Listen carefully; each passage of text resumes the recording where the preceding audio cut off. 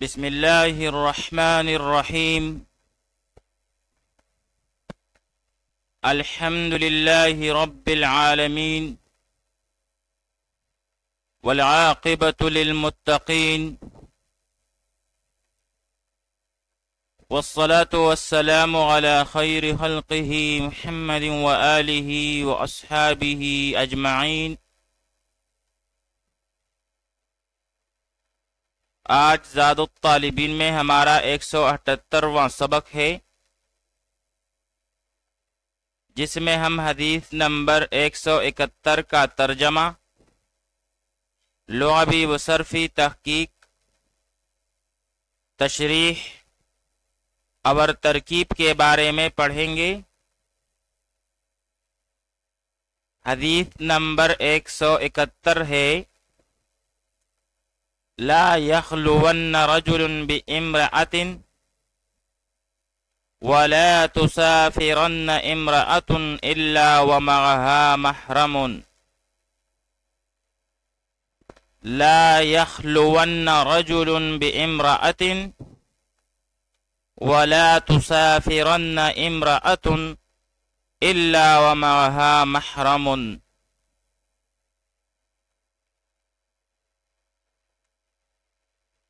لا یخلون، ہرگز تنہائی اختیار نہ کرے، رجل کوئی مرد،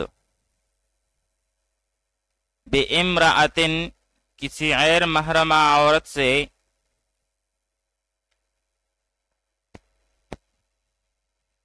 ولا تسافرن اور ہرگز سفر نہ کرے، امرأۃ کوئی عورت، الا ومعها مگر اس حال میں کہ اس کے ساتھ محرم کوئی محرم ہو۔ لا یخلون، ہرگز تنہائی اختیار نہ کرے، رجل کوئی مرد،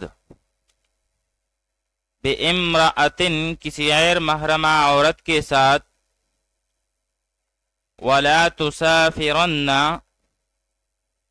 اور ہرگز سفر نہ کرے، امرأۃ کوئی عورت، الا ومعها مگر اس حال میں کہ اس کے ساتھ محرم کوئی محرم ہو۔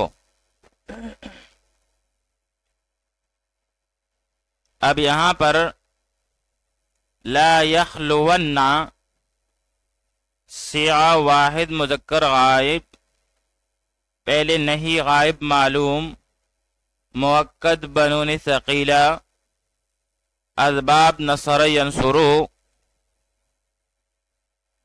جیسے خلا یخلو خلوا بمعنی تنہائی اختیار کرنا۔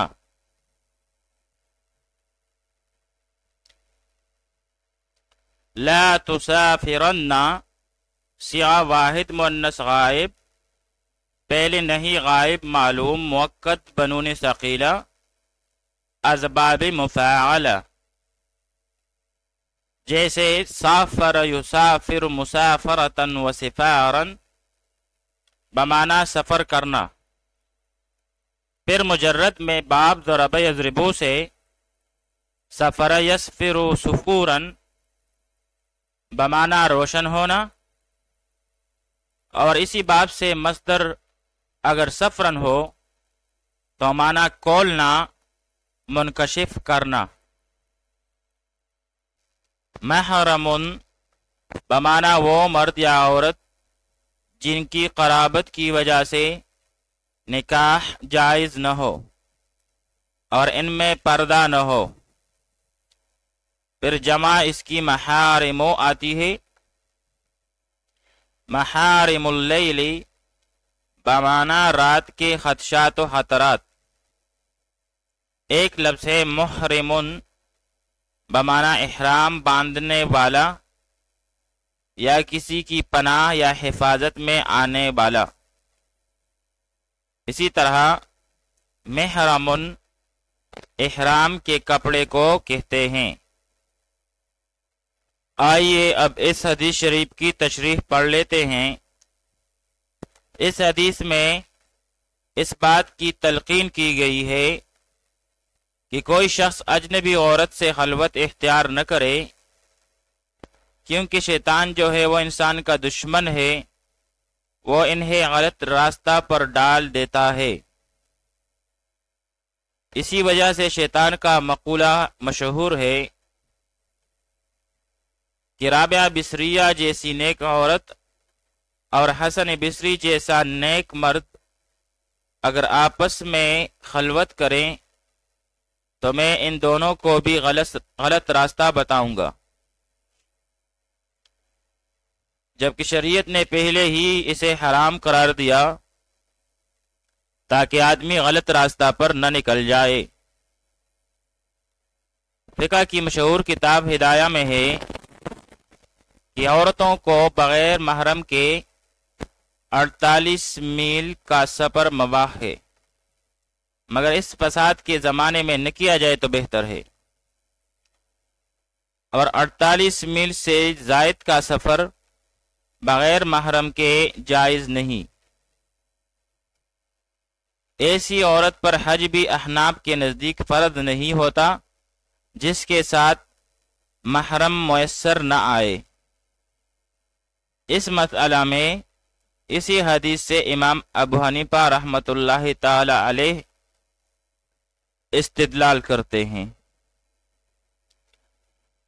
البتہ ایک موقع ہے جہاں شریعت نے عورت کو بغیر کسی محرم کے جانے سے نہیں روکا،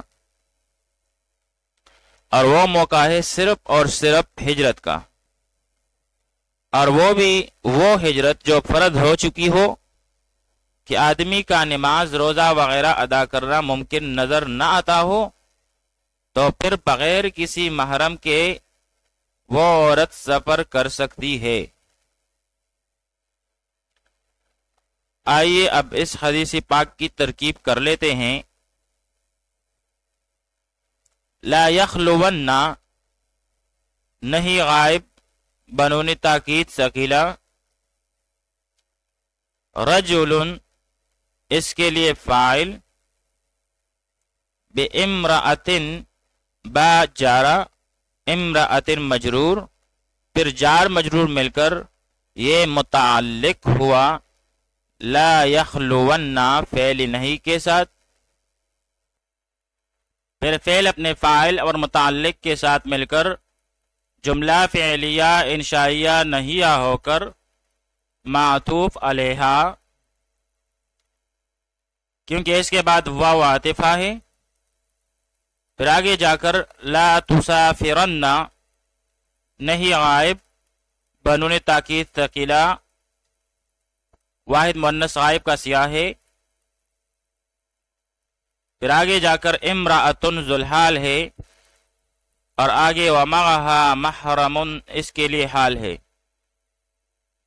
الا حرف استثناء لو، واو حالیہ، معها مع ظرف مضاف، اور ہا ضمیری مجرور متصل مجرور محلن ہو کے مضاف الیہ، پھر مضاف مضاف الیہ مل کر مرکب اضافی ہو کر مفعول فیہ ہوا، ثابت شبہ فعل کے لیے،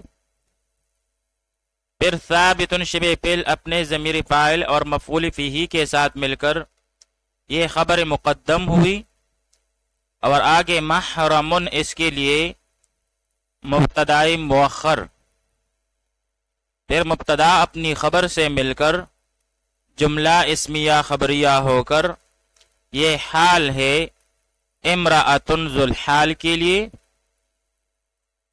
پھر ذوالحال اور حال مل کر یہ فاعل ہوا لا تسافرن فعل کے لیے، پھر فعل نہیں اپنے فاعل کے ساتھ مل کر جملہ فعلیہ انشائیہ نہیہ ہو کر معطوف، پھر معطوف علیہا اور معطوف مل کر یہ جملہ معطوفہ ہوا۔